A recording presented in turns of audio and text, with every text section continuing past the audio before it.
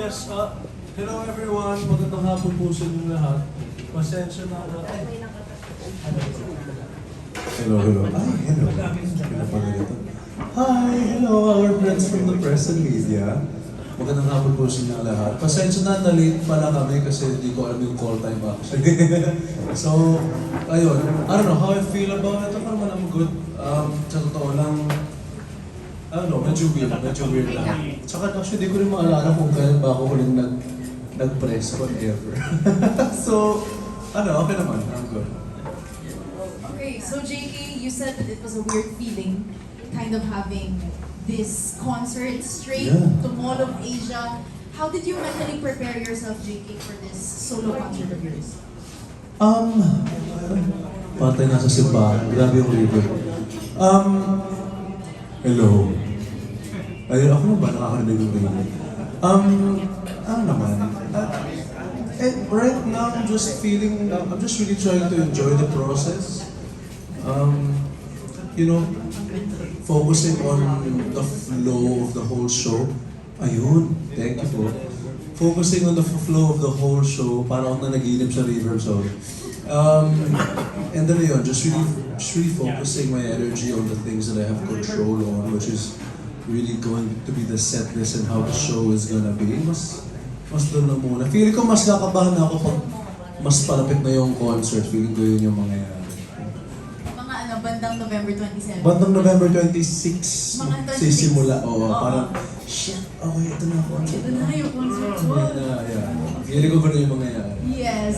Now, JK, we are also excited for you and your concert. And you mentioned na yung set list mo, I think is kind of something that you're focusing on right now. So, I'd like to ask, how many songs are we expecting and are we having any surprise acts? Oh, definitely a lot of songs actually. I mean, kasi we'll also be performing songs that we haven't performed before. And then I'm also gonna be performing with the ones that I released songs with. So that's one exciting aspect to it. Paolo Benjamin at Ben and Ben, Zild, Moira. And then right now I think they're just finalizing the schedule. Kasi scheduling talaga yung kalaban eh. Right? I'll also be performing with Janine Berdine actually. I think inaayos na yung schedule with Kyle now, no? Yeah. Kyle, and hopefully we'll be able to close performing with Glock 9 as well. Kasi I released a song with Paviaris from way back sa Pagita. Tapos never pa namin siya natugtog actually, as in never. Kahit isang show. So parang, sana ma-perform natin dito. Kasi ang ganda ng song, and Papiaris, Black Nine did an amazing job with all of the things that he wrote for the song as well. So I'm excited. Oh my gosh, exciting! Napaka-jam-pack ng concert ni JK, diba? And also produced by Nathan Studios. Thank you to Nathan Definitely. Studios. Thank you. Yes, and UMG also, Universal Music Group, thank you as well. And now, JK, it is the moment that we've all been waiting for. Yes. We talked a little bit about your concert, and I'm sure our friends from the media want to know more. So again, friends from the media, don't forget to state your name and also the media that you're representing. And if you are also posting on your platforms, don't forget to use the hashtag #OneColors2024. Okay. Mama Chuk, I'd like you to join me here for this Q&A. Yes. Hello! May mga giveaway din ng... Before anything else, I would like to thank Straight for supporting us, and KFC. JK is an endorser. Okay, palakpakan naman natin ang ating... May paraffol. Sino ang unang tanong? Siguro si Tito Gorgie? Mamaya si Jeff Fernando. Wala siyang choice. Okay. Jeff and then Rose. Jeff Fernando of Daily Tribune, kapatid. Hello, Juan Carlos. Hello po, hi. Gaano ka ka-hands-on dito sa concert na to? Pati ba hanggang anong aspect ka hands-on? I try not to micromanage because I tend to have that sometimes with things that are related to me. But right now, kasi since it's been a while now actually, but you really have to a lot of trust in the people that you're working with, because I'm really honored and blessed to be able to be working with amazing and talented people. And so, ngayon yung mas focus ko is more on the creative aspect of things. Really working hand in hand with Derek Paulo, for example, and Papi Karel Honasan. And focusing on the audio and visual aspect lang talaga. Mas ganun lang. Kasi, I mean, UMG and Nathan Studios, they're focusing on their expertise and capabilities as well. So, para at least bawat department, kumbaga, okay, dito ako mag-focus. Sabay-sabay tayo lahat, tulong-tulong. Okay, next question is, nung sinabi sa'yo na Mall of Asia Arena ang venue, ano yung una mong naramdaman, ano yung una mong nasabi? Tang-ina, sabi ko. Sabi ko kay Tita Ibel. Kasi Tita Ibel has been talking to me about this whole concert ever since before, when we started senior high pa actually. Because that's when we first really worked together. Tapos sabi niya, ano na, tara, concert na tayo. Sabi ko, kasi, I don't know, I mean, I never really thought about it. Ako naman kasi masaya na ako mag-perform kahit saan right? I mean, we've been performing for a while as well. Isalpak mo lang ako sa sagiho, masaya na ako, kumbaga. And it was never really something that was kind of set as a goal. I mean, for me as a kid na, pangarap ko one day, alam mo yun, arena, makapag-stadium, ganyan. Wala namang ganun It's not necessarily about self-doubt, it's just more of contentment na parang, alam mo yun, I'm able to perform and wherever I am in performing, masaya na ako doon. But ayun, it's the people around me. It's the people around me that have been really supporting and pushing me to that na, it's time, baby boy. And I'm like, sige. Kasi medyo shy type ako, kahit hindi nyo alam, medyo shy type ako. Thank you and good luck. Thank you, salamat. Maraming salamat, Jeff Fernando of the Daily Tribune. Ang Thank next you. natin, pag ganun tayo, ito, music writer natin na nire-respeto, Chris Ramos of One Music PH. Hello.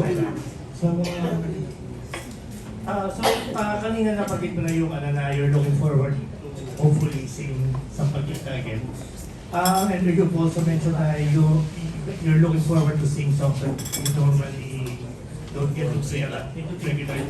So can you please give us like another song and why? Which song?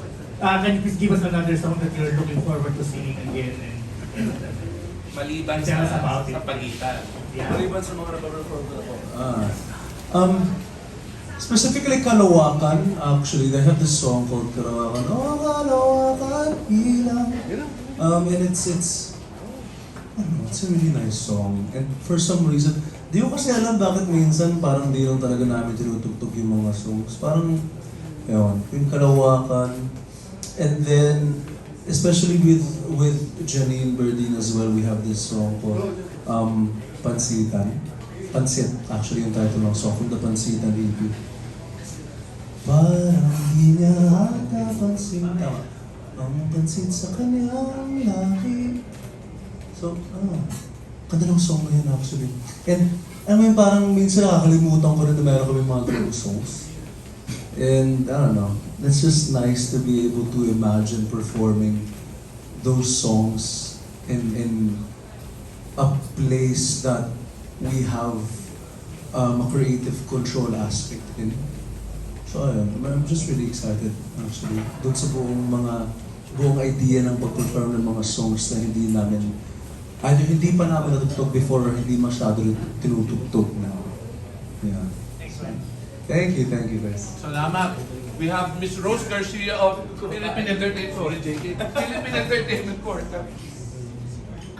Hello, JK. Hello. Nakausap namin kanina ang producer, si Yang. Si And David. na-mention niya na talaga nga matagal ka na niyang kino-convince, even from music review pa lang. Okay. So, what made you decide na this is it, finally, I'm ready, I'm okay. I don't think you can ever be ready for something. right? I mean, no matter how much you prepare for something, I don't think being ready is like one thing that you can be like, ayan, ready na ako. Hindi siya, alam mo yun, bakit pilitin mo pa? Never ka magiging ready. But there's one thing that, Tita Ivy told me before. Sabi niya, huwag mong isipin na para sa'yo lang to. Kasi para to sa mga taong gusto kong makita at marinig live. Para to sa mga fans ko. And no matter how cheesy that sounds, kasi halos lahat siguro ng artista sinasabi yung for the fans, for the support. Pero totoo yun eh. It really made me think about na parang, shit, naman. Hindi ko naisip yung perspective nila. Parang, yeah. If you wrap the whole idea with that concept in mind of it being something for you to do for everyone who loves you and believes in you. Diba? Iba bigla yung direction and yung buong yung idea ng buong concert na parang mas nakakaba kasi you tend to think about the pressure and all of that, but at the same time pressure really just comes from within all the time as well. Something. I mean, with that thought in mind, mas naging mas ganun po siya na para sa kanilang lahat. Alam mo yun? Yeah. How do you envision your concert, your very first major concert? Anong gusto mong makita, anong gusto mong mangyari, at ano ang gusto mong maging, in a way, take away ng mga manunood sa concert mo? That's a nice question, actually. I don't know. At the same time, I'm trying to balance selfishness and selflessness in a way wherein internally we're also trying to set the flow of the show wherein para hindi masyado ganun kabigat yung pressure at yung kaba. Try lang natin imagine na tayo lang yung tumutugtog. And in some sort of way, I think on the visual aspect of things, that is what is going to be captured and expounded exponentially. This whole idea of having an intimate kind of jamming session, but then multiplying that into an arena. And takeaway for the viewers is really just an experience. I mean, I don't think, feel ko naman wala naman sigurong lesson na mabibigay yung sa concert. Like, but it's really just being able to kind of like be inside this whole capsule of experience and all of the stories and the things that these songs talk about, and the whole idea of people that are going there to be able to relate to these songs. Yung mga taong pupunta siguro may mga songs doon na nakaka-relate sila na talagang ginamit nila sa lahat ng mga pinagdaanan nila sa buhay, right? But then, when they go there, they're gonna be part of that whole experience mismo of going through those things with me and with everybody. So, feeling ko yun yung magandang aspect din. Last question. You've been in the industry for how long? 10 years? 10 years. Since, Wow. 2014. 2014, yeah. Oh, yeah, 10 years. So, Yeah. in 10 years, JJ, ilan na rin yung hit songs mo talaga, na ngayon kasi sa mga artists, very rare na rin yung nakakachamba talaga. Or nagkakaroon ng mga hit songs. Ikaw, ilan na yung hit songs mo, and then, ngayon, your first major concert sa kanina na, at I heard na yung SVIP mo pa lang ay talagang wala na daw sila maibigay dahil sold out na, pero ang dami pa rin, ang dami pa rin, yeah, at ang dami pa rin gustong kumuha ng SVIP. So how do you feel about all this? How do you see yourself na yung success mo ngayon? And na when you look back and pagka ikaw ay medyo napapaisip, paano siya? Oh, existential po yung question yun eh. Bigla akong napaisip ng 10 years ago ah. Wow. Ganda lang. Huh. It's actually, it's really interesting because for some weird reason it just feels like yesterday I was just this random makulit Bisaya speaking boy from Cebu na nilalandi si Coach Sara as a 13-year-old. Alam mo yun? Ulalam, gano'n. And kinukulit ko lang lahat ng mga tao na sa paligid ko kasi I didn't take anything seriously actually. I really didn't because joining the Voice Kids was never really about what I wanted. It's because I joined it because it was what my mom wanted. It was my bonding with my mom.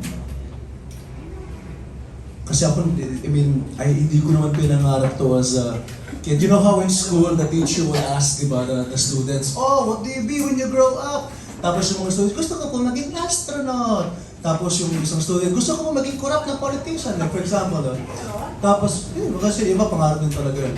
Tapos, ako naman parang, ako gusto ko maging abogado. Hindi natin yung sinagot ko when I was a kid. I never dreamt of any of these things. I mean, maging artista, maging musician, maging actor, maging ganito. I never really crossed my mind. But now here we are because of that one decision after my mom passed. Kasi I saw on TV the audition for the Voice Kids na, oh, may pa-audition para dito.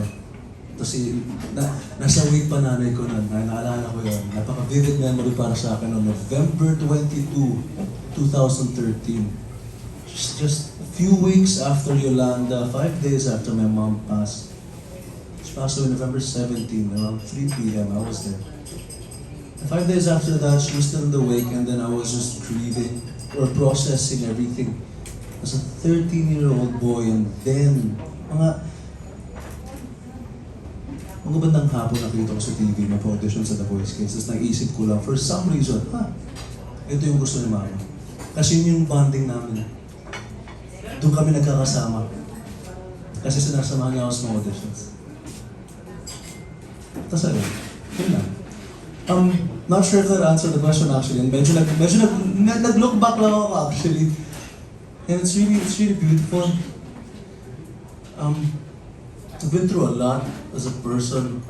But everyone here has been through a lot. I mean, lahat naman tayo hindi naging smooth lahat ng pinagdaanan to be able to get to where you guys are now as individuals. For sure, ang dami yung mga sakit ng ulong pinagdaanan, dami yung mga issues na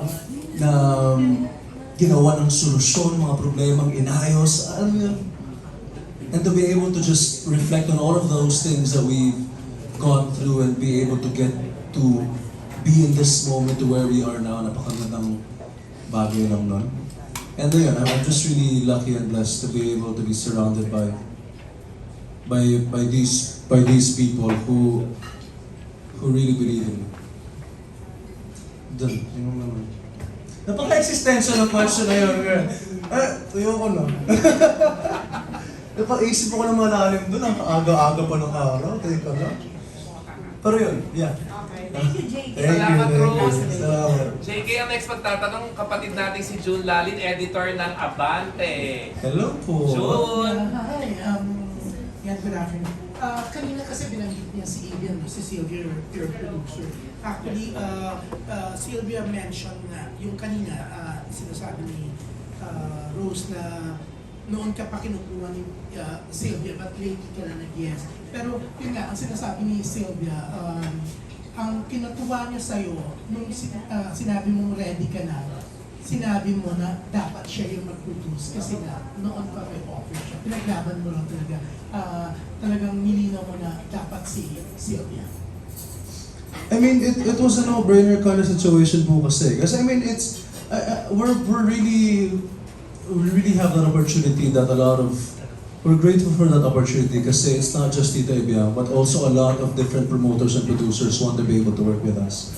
But at the same time kasi with Tita Ibiang, she already became this mother figure in my life as well. And with work, what's really important as well is the trust and that personal aspect. So it was really a no-brainer po eh. She was the one who really pushed the whole idea of doing a concert, and then she was there even before the idea was made. So, yeah.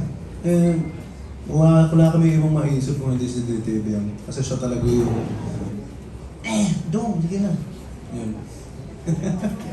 Naniniwala kami doon, yung pagkakadong mo pala. Hindi ba po? Dong! Sige, dong eh. Yung binibisaya pa ako na, hindi ka makaka-resist eh. Dong, what's naman dong? Yes po. Yeah, you mentioned your mom. Yung mom mo yun talaga or your lola? Kasi parang mas sarap kami nakikita before na you're with your lola and you even posted weeks ago about your lola. I grew up with my lola, born and raised with my lola. My mom had a different family. And that goes back to what I mentioned kanina, na that was our only bonding moment. Kasi she would be the one, aside from like supporting me as a kid, right, with education, that was really the only bonding moment we would have, when she would push me to do all of these things that she thought would be best for me. But yeah, I was born and raised, and my lola is really that one constant in my life. Yeah. So, nung malaman ng lola mo na finally you're going to have a major concert, anong reaction niya? Gano'n siya ka-excited? Sobrang natuwa si Lola. Si Lola kasi pag natutuwa, bigla na lang sasayaw. Hindi siya masyadong masalita na tao, bigla na lang siyang sasayaw, tapos ilalagay yung cellphone niya sa gilid, bigla magti-TikTok.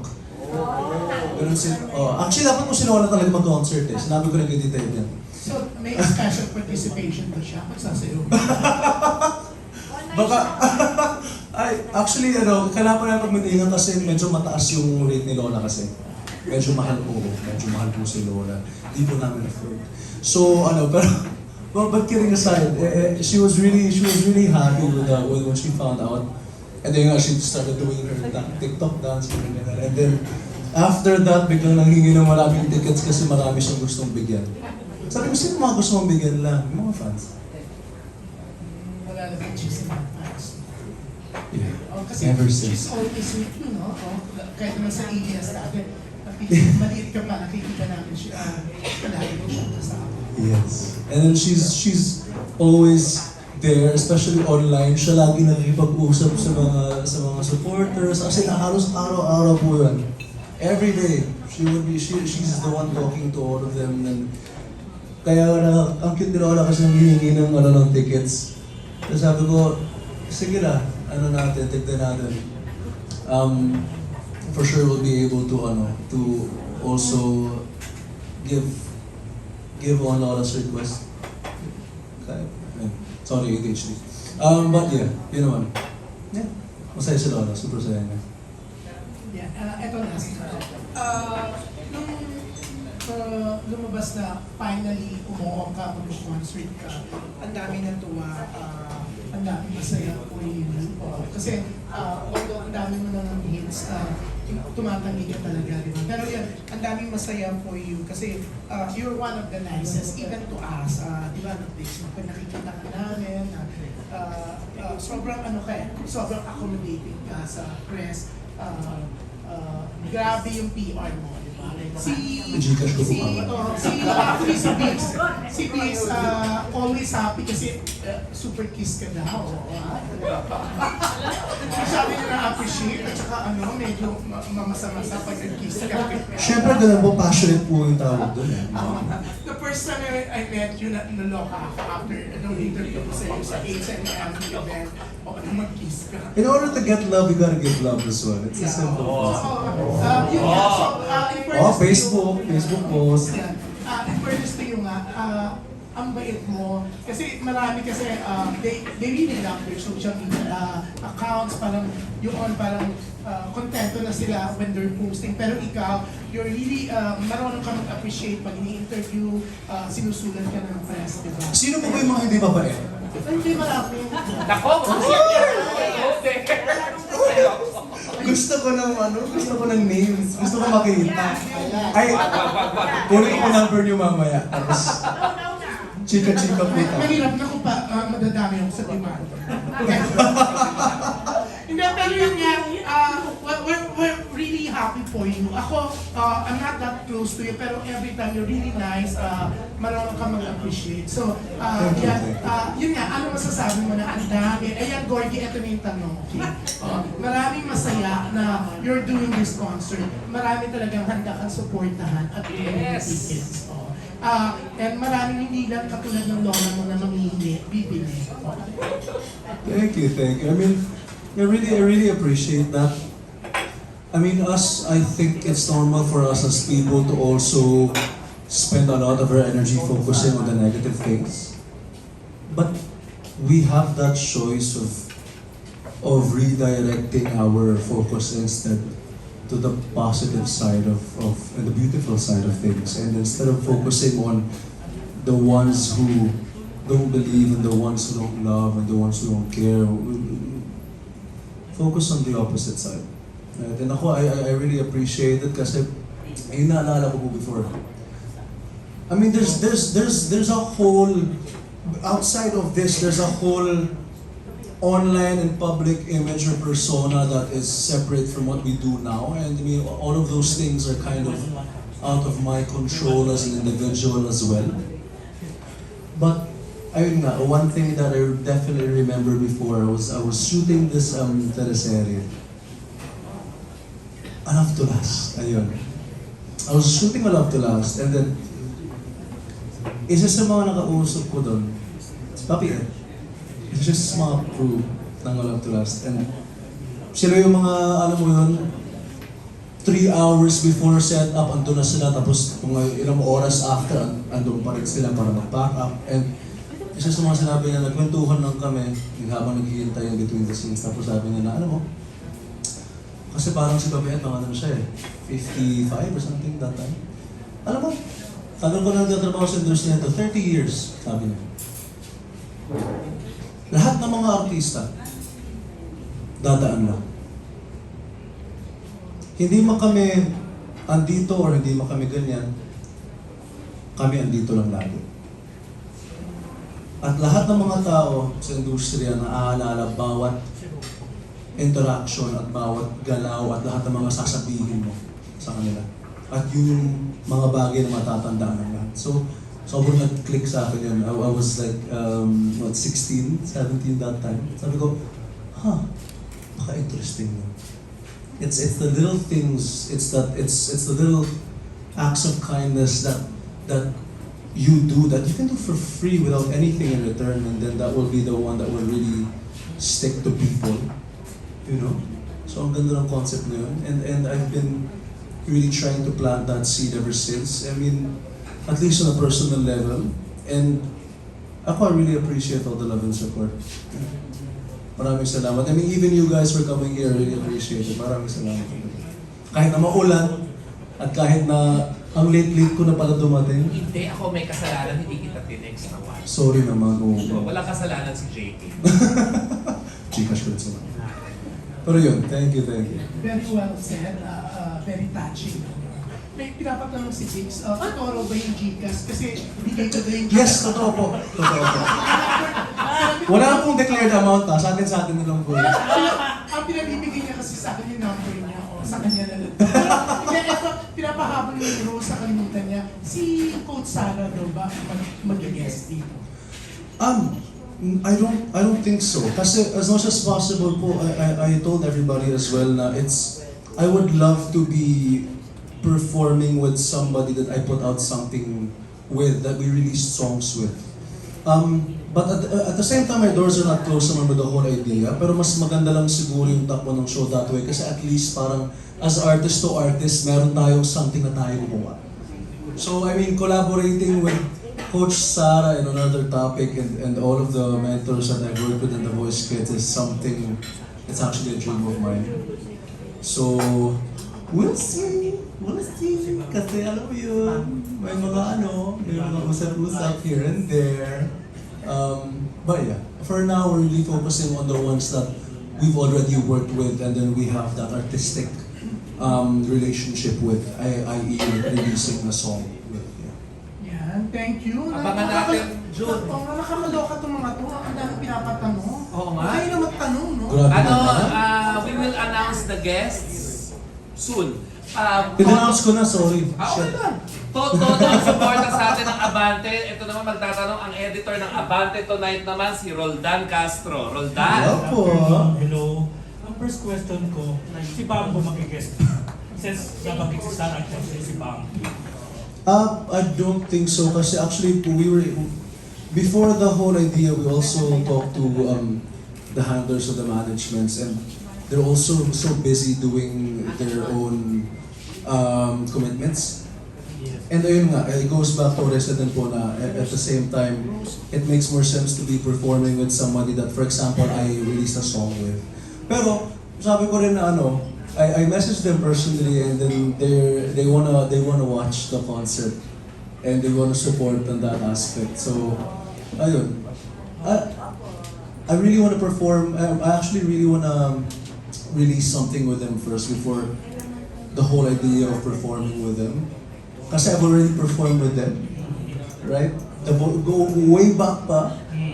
But then ang ganda lang kasi gumawa ng art, ng music with artists. Yun yung kasi yung aspeto na talagang gusto kong makamit. So, hopefully we'll be able to get into that talk soon.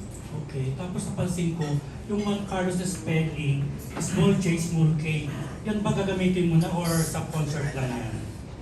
Actually, feeling ko po talaga typo lang yan tapos pinindigan na namin. Sa true lang po wala naman pong artistic reason po talaga dyan. But, I don't know. Feeling ko nakasanayan na rin namin na parang, sige, 4 letters mo na, parang cute. Ganun po. So yung JK is more na yan. Pero pag, alam mo, susulat namin yung JK, small na rin. Pag isulat namin, small J, small K, gano'n. Sure. Sige po, go lang. Yeah. Ako naman JK, Jack, Dong, okay na po ako dun Pero as the branding, feeling ko ito na po yung pinanindigan po namin lahat. Tapos, Juan Carlos. No. siyempre, di ba, ano ba yung bago makikita namin sa concert mo? May pasong ka ba? Sasayaw ka ba? Or yung normal na JK na nakita ka? Sasayaw po ako, maghuhubad po kami, tapos Ay, bongga yan. bawal ba sabihin yan? Bawal ba sabihin? Ay shit, surprise Pero may ka. pa-surprise ka. May Joke lang. It's really focusing on just the concert with me being a musician. I mean, actually yung pagsasayaw yung isang bagay na talagang tinanggal ko na sa vocabulary na parang di ako ready. Hindi ko siya kaya. Parang akong bolate pag gumagalaw ako ng mga sayaw na ganun But I don't know, it's really focused po on me being a musician and me performing with amazing musicians and sessionists and really being able to perform the songs that I wrote with other people. Yeah. Mas doon po siya nakafocus. Okay, tapos may pinapatanong sa likuran ko. Ang dami po na napapatanong Kaya nga Sexing ko po yun. Pero isa hindi ko kayang itanong, yung isa parang pwede na. Okay. Ano raw ang suporta na pwedeng ibigay ng girlfriend mo para sa concert na ito? No, sorry. Ano raw ang suporta na pwedeng ibigay ng girlfriend mo sa concert na ito? No, it's with my relationship with my girlfriend, it's really more on the personal level and the support that she really gives. Aside from the fact that, alam mo yun, she's gonna go there and watch the show and her family and her side of the family is also gonna watch. It's really the emotional support. I mean, in moments when I have self-doubt, and in moments that I don't feel that confident, it's really that thing. It's the support that you get from the support that you can expect from a partnership. So mas ganun po siya. Yeah. Mga patanong-tanong. Nagtatawanan sila. Salamat. Roldan, may question ka pa? Okay na, thank you. Salamat kapatid. Mga tanong-tanong na yun. Hindi ko naman yung hindi kaya. Nagpapatanong. Sino po yung nagpatanong nung? Siya. Sino? Yung huli, hindi ko kayang itanong. Name drop mo natin. Sino nagpatanong? Juan. Nagpapakaawa po ako. Anong question yan? Hindi po. Hindi naman matindi. Ang next question, Go lang kahit matindi rin yung sagot. Gawa pa tayo ng group chat tapos mag-chika-chika. Tungkol kasi sa sayaw, di ba? Group chat na lang tayo. Group chat tayo. Sayaw. Ang next na magtatanong. Siguro mga future concerts naman yung tignan natin anong plano for the future. Game naman si JK Ano, Thank you, thank si you. John Bueno of the fabulous online news site Kumagkaw. John, Hello. Hi, JK. I don't know, please don't find this creepy, but Creepy daw. yeah, I was watching I was covering a concert, and you were beside me. With another artist, but that was like a long time ago. That was in Mall of Asia. Wait, 1975? I have no idea anymore. I have no Ed recall. Sheeran? But I know that the fact that you were there, and you were watching attentively to the artist that was performing. Now that you are gonna be the one on stage, what's the difference, do you think, performing and just being a concert watcher? Talbo. Ganda. Ganda ng Ganda tanong. ng tanong na yun. Yeah, and what fulfillment are you getting by performing in a bigger stage? May bonus. No, I really love those kinds of questions actually. The kinds of questions that make you really think are the kinds of questions that I really like. I mean, it's a really nice question. It's a totally separate, it's a totally different kind of perspective. It's kind of like acting in a film and being shown on screen versus just watching the cinema. Yeah. As the viewer, every kind of nerve or doubt or pressure is stripped away completely.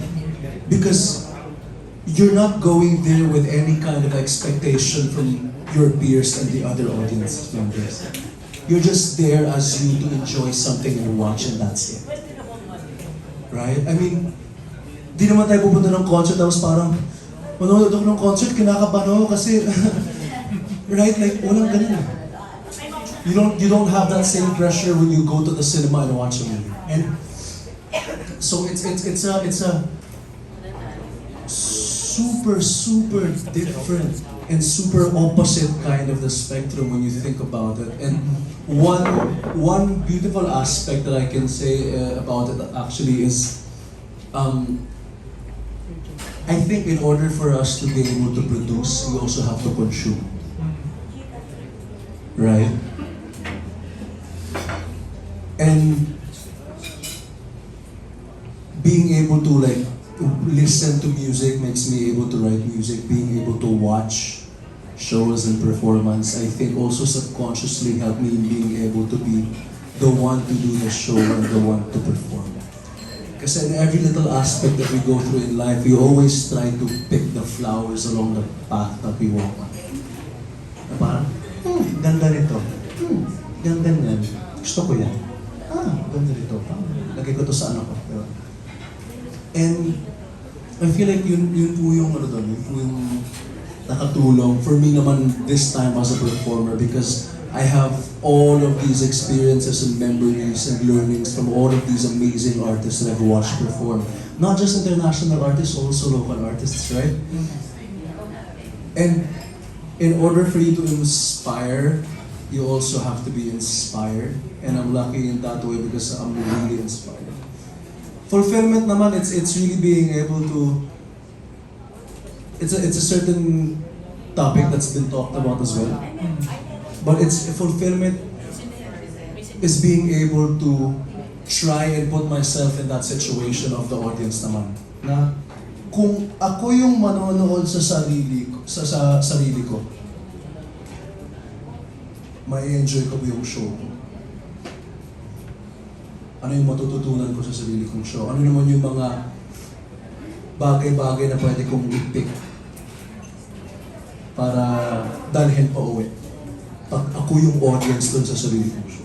Will there be like a concept running all throughout the show? Like, will it be your life story, or what's gonna happen? Or will it just be like the years that you've been working and that's what you're gonna Actually, the whole concert is not really, doesn't really revolve around the whole 10 years aspect. I mean, actually, ako nga nakakalimutan ko na 10 years.